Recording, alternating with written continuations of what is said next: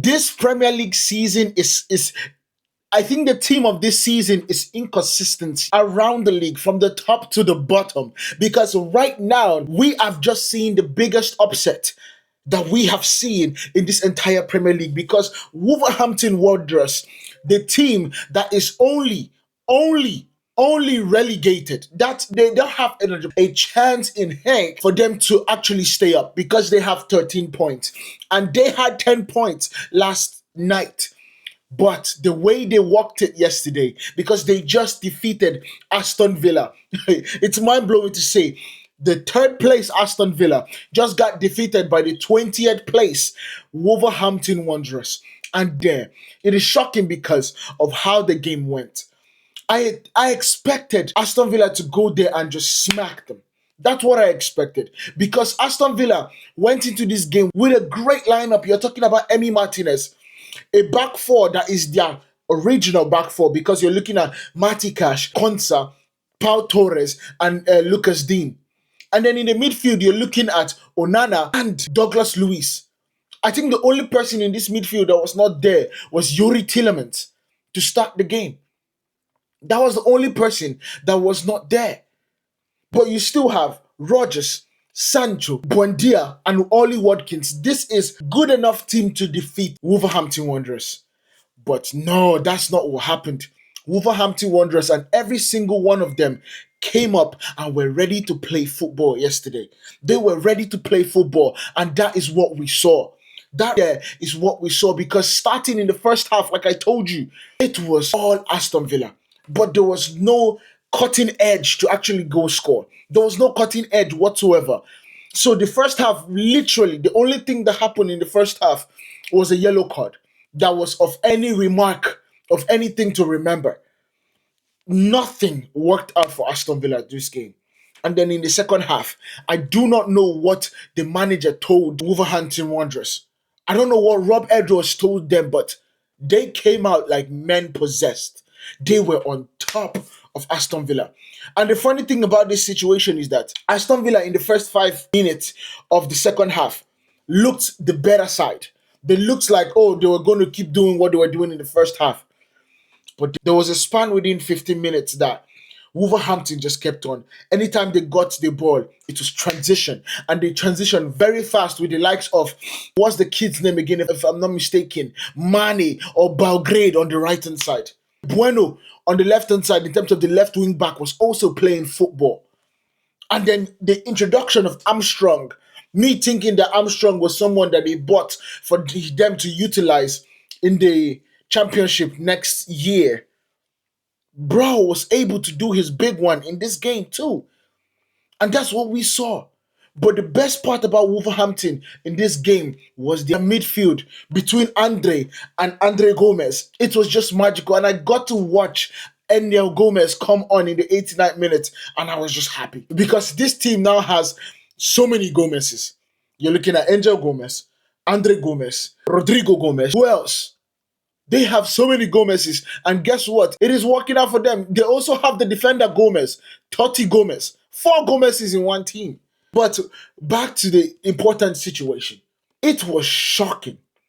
But the way they were able to pass through Aston Villa's defense, the cross that came from the right-hand side, I think the cross came from Belgrade, if I'm not mistaken. The cross came from Belgrade into Armstrong. Armstrong touches the ball perfectly, places it well for João Gomes to absolutely smack the ball under the crossbar and in the back of the net. And you think, oh, the game is over at this situation because they brought on Tammy Abraham. They brought on Ian Martin. Leon Bailey was in the pitch. They brought on so many people in order for them to get that equalizer. But Wolverhampton Wanderers were saying no. They said no. They were not allowing it to happen. And because Aston Villa kept on pushing and pushing for that equalizer, Rodrigo Gomez came up and scored the second goal, making it 2-0. And that right there is the 4-3 points in a very long time. It is mind-blowing to think about. I think the last time that they won was against Grimsby Town. That was the last time that Wolverhampton Wanderers won. To be honest with you, it has been a dreadful season for Wolverhampton Wanderers. But one thing is for sure, yesterday they absolutely made it well worth it because they won against West Ham. And now they have won against Aston Villa, the biggest team that they have been able to beat this season. It is just impressive to me. It is impressive. I told you guys that this team under Rob Edwards will probably come back in the Premier League the next year that they have an opportunity to. Now they go to face Liverpool. Let's see what they can do in that situation. But one thing is for dang sure. They have just given Manchester United an opportunity to catch up with Aston Villa.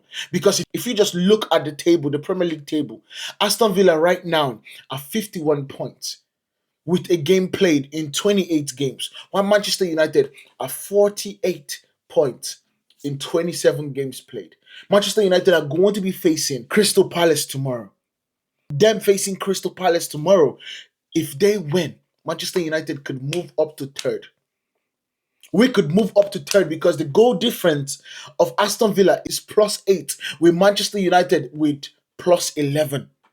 Mind blowing, right? The team that everybody was like, nah, we are going to be in the bottom half of the table. We have an opportunity to get closer to Manchester City if we win against Crystal Palace tomorrow. Let me know in the predictions what you guys think, because we are also going to be covering the roundup of the Premier League weekend. But let me know, guys, down in the comments, because Aston Villa are in big trouble. They have shown a lot of vulnerabilities today. And the funny thing about it is that Unai Emery does his disappearing act yet again, because Rob Edwards come up to him to shake his hands, and poof, Unai Emery, magic Shan, was gone. Nowhere to be found. He does it again. Now, you can say, oh, he's emotional about it, but no. There's some unwritten rules that we have in the game of football. You need to be a gracious loser as you are when you're winning. Be calm and enjoy yourself. But Aston Villa are in big trouble because Unai Emery needs to figure this out quickly, because they don't even have the opportunity to go in the summer to buy new players. But let me know what you guys think about this down in the comment. Make sure you guys hit that like button, hit the follow button, and do us a favor, please. Subscribe to the channel, because a lot of people are watching the videos and are not subscribing. This does a lot for us. It tells YouTube that you want to keep on seeing what we bring you here on Pillar Sports. We have shows like club diagnostics coming in. We have football and architecture. We have scouting room where we talk about players and talk about teams and how you can break the teams down. We have a lot of things coming, so you do not want to miss it. Make sure you guys hit that like button, hit that follow button, and subscribe to the channel most importantly. I'll see you guys in the next one.